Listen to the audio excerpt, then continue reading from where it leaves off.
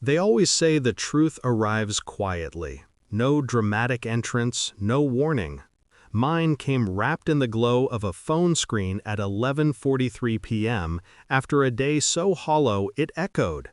I was still sitting at my kitchen table, the untouched plate of reheated pasta going cold in front of me. The day had been silent. No calls, no last minute, actually, come over. Just the dull throb of being forgotten on the holiday that claimed to be about family. Then my cousin posted the video. A sweep of a crowded living room, string lights blinking, my uncle carving into a turkey so big it could have fed 3 families. Laughter, clinking glasses, someone yelling, "Family only," as the camera panned across the room and landed on every face except mine. I didn't blink, didn't curse, didn't send the message I drafted in my head. I just watched the video once, then again, letting each frame etch itself into something sharp. And then my father texted, "Can you help with the mortgage monthly? Things are tight."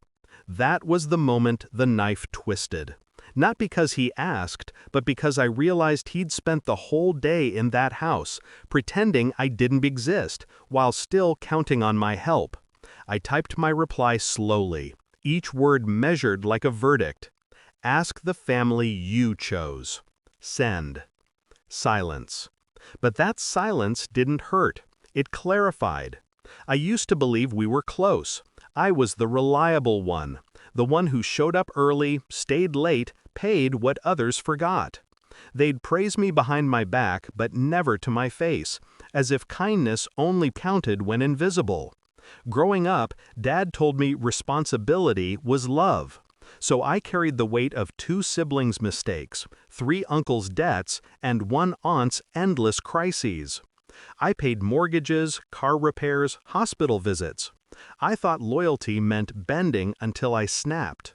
Turns out, snapping is quiet too. The signs had been there long before Christmas. "Oh, you didn't get the invite?" The way conversations died when I entered a room. The half-truths wrapped in casual shrugs. "It's nothing personal. It's just easier without you. You're too busy anyway." At first, I tried to make sense of it. I adapted, softened edges, offered more help, thinking the distance was my fault. Then I found the group chat, left open on my aunt's tablet while I fixed her Wi-Fi. Their words were blunt, unfiltered. "She's always so serious. She makes everything awkward. Let's keep it small. Just us. Don't tell her, she'll want to contribute again." My name, tossed around like a chore they didn't want to do. I felt the shock rise, and then fall just as quickly. Not sadness, clarity. They had already decided who I was. They had already decided I didn't belong. So I stopped trying. I didn't confront them, didn't beg for understanding. I simply took an inventory. What they valued, my labor, my money, my silence. What I valued, peace, honesty, self-respect. Only one of us was compatible with the truth. My plan wasn't revenge, not at first. It was reclamation. Step 1, stop subsidizing their crises. Step 2, detach emotionally. Step 3, let gravity handle the rest. But gravity works slowly, so I helped it along. I withdrew from the mortgage payments, canceled the auto transfers I'd set up for them years ago, informed the bank that I would no longer be the backup payer. Then I watched. Bills stacked, phone calls multiplied, excuses grew desperate. Because when you build a family dynamic on one person's resources, removing that person is catastrophic. Still, I said nothing. Silence became my blade.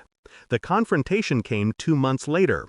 Dad showed up unannounced, eyes tired, voice trembling between anger and desperation. "We're drowning," he said. "Your aunt, your cousins, they're all struggling. You know that." I leaned against the doorway, calm.